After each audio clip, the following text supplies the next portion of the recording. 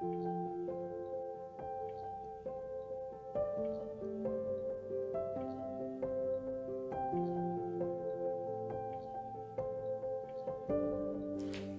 and welcome to my new video. In my last video, I showed you how I decluttered my wardrobe with the goal of fitting everything into one half of my closet. So I thought maybe some of you might be curious about what I keep in my second half now. So come along as I share how I managed to keep almost all of my personal stuff in this one closet. So the great reveal, what is in my second closet? Just let me take you on a quick tour. Up here, that's a carving tool that I rarely use anymore. Over here in the orange box are my winter shoes. And here is just random stuff that has accumulated that I really have to go through. Over here, I keep some outdoor stuff and my favorite backpack that I use for traveling, but also for grocery shopping when it's a bigger shop.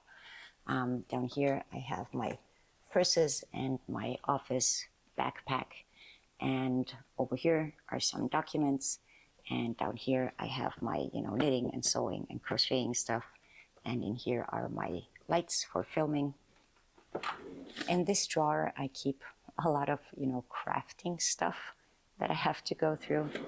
And over here, that is materials that I use for my, coaching and training. And down here, there's stuff that I use for that. And this whole drawer that really has to be cleaned up. This is where I keep my camera gear. I'm a bit of a tech freak, so I have a lot of filming stuff. I just love it. This is a kind of charging station.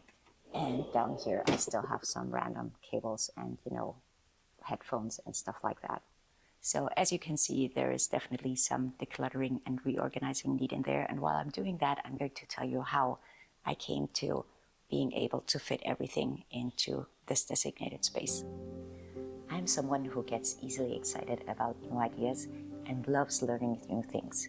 No matter the topic, if something sparks my interest, I dive into it wholeheartedly.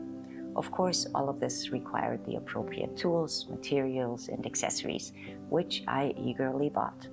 Over the years, I had acquired a huge amount of things that I spent a lot of money on, but were just sitting there unused. This was a subtle but still persistent pain point.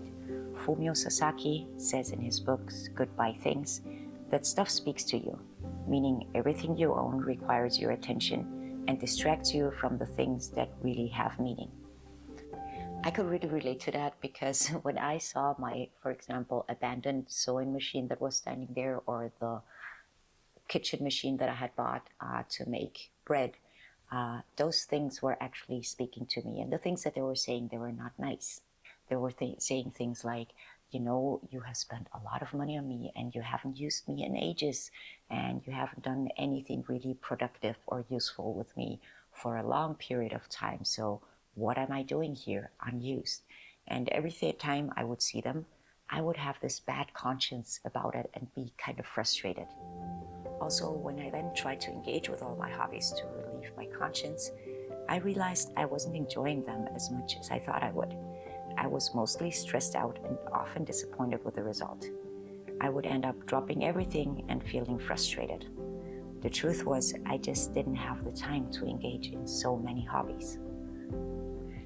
I have a full-time job and a household and a family and pets that require my attention, and my day just has those 24 hours like everybody else's. Additionally, trying to learn so many different things at once actually led to me being kind of mediocre at all of them, but not really getting good at any of them. This led me to a necessary realization. Although I do believe I can learn anything, certain aspects of my personality aren't ideal for some skills I wanted to acquire. So, for example, I tend to be a perfectionist, but I'm also not very patient. So even though I love the idea of making my own clothes, I didn't have the patience to practice enough to meet my perfectionist standards. Acknowledging this was helpful because it kind of helped me distinguish what was really meaningful and important to me. So I would just focus on the things where I could really, when I was doing them, I would lose kind of all sense of time. And that were so interesting and enjoyable that also my lack of patience didn't seem to be an issue. it was liberating for me to realize that some things just weren't my things and that it's absolutely okay. And it's not about, being a failure or not being able to learn something or not have a talent for something. It's just about making room for the things that really matter, that add value to your life, and that you truly can enjoy. So the stuff you see here is actually the stuff that I'm going to give away. So we have some old wireless headphones that I don't use anymore, and some, just things for crafts for children that I still had from when my daughter was small. Also, this huge dice that I used to use in my trainings, but there are a lot of children in the house, so I guess somebody will gladly take this. And also, a lot of markers and things that I don't use anymore. So yeah, that's all going. This one here is going to a very nice colleague of mine, so I'm going to take that to the office so she can pick it up there when she finds the time. In our house, we have this tradition that we take things that are still good but no longer needed and that you can precisely sell online because it's not worth it. We take those and put them downstairs, and just people in the house that walk by pick them up. And if it's not picked up after about a week, then it's time for the stuff to go. So if nobody wants it, then it goes. But usually everything I've put down there has been gone within 1 or 2 days. What I'm also giving away is the sleeping bag, because it's a very, very warm sleeping bag. This one is actually going to go to a homeless man that lives at the park at our corner, and he's always very happy when he gets stuff like this. My gimbal is going to go to my brother-in-law. He wants to try this out. I don't want to sell it off right away because maybe there comes a day where I will need it or I want to film with it. So yeah, I'm just giving this off as kind of a, borrowed present, something like that. So over here I have the stuff that I'm going to try to sell online.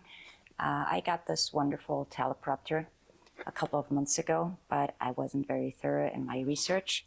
And as it said, it would fit from a smartphone to a camera, everything. I bought it, and it turned out that my lens, the lens of my Sony, is too small, so it won't fit in there. Also this year, I bought this when I moved to the home office for my private laptop, so I could just connect easier to my screen and everything. But actually, I haven't been using this at all. I have never used it, so I'm going to try and also sell this online.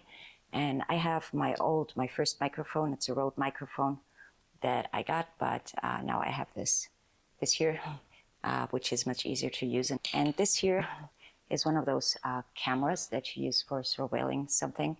And we bought that when our dog was a puppy and he was learning to stay alone. And yeah, but we have no use for that anymore. So this is also going to sell online. And something else that is going on sale is, this is my Manfrotto tripod. I got this, I think, 25 years ago from my brother-in-law. I was trying to do photography back then. And yeah, but the thing is that it's really heavy, so I don't carry it around. And I have another tripod now, which is perfect for me. It's really lightweight, so I can take it everywhere. And I would be very sad to just throw it away because I somehow am emotionally attached to this thing. So I'm going to try and sell it. So to end the video, I still want to give you a small tour of what the closet looks like now that I've reorganized everything. So what's left of my outdoor gear moved up there, and underneath it I now have a space for my 2 backpacks. They're also easier accessible there, same as my purses that have more space now. And underneath it there's still my lights, now accompanied by my mic and a camera bag. And in this drawer I sorted out all the cables and tech knickknacks that I just use and need. My camera bag still has got its little shelf there, but it's now on its own. And I cleared up my charging shelf, so there's really space for everything now. And underneath that, the rest of my crafting stuff ended up. On this side, there's still my winter shoes, and here's my carving machine. It gets another chance until autumn. If I don't use it until then it's also gonna go. I now have a designated space for my yoga mat. That was something that I was aiming for. Nothing much changed here. And there I have an empty shelf, which I'm going to use to store the stuff that I'm selling online until it's sold, and then, well, there's just a void. I'll have to live with that. And here is my knitting and my sewing stuff. It's got its place. And underneath that, I have all my training materials all sorted out. So overall, I'm pretty satisfied with what this space looks now. It's all decluttered and organized and accessible, and everything has got its space, and that was the goal. I hope this video was interesting for you. And on a side note, I was amazed by how many of you watched my last 2 videos. Thank you for that. And I also really enjoyed reading your comments and engaging with you. So I invite you to like this video and subscribe to my channel, and please share your thoughts and experiences in the comments below. I wish you a wonderful rest of the day, and I hope to see you soon. Goodbye.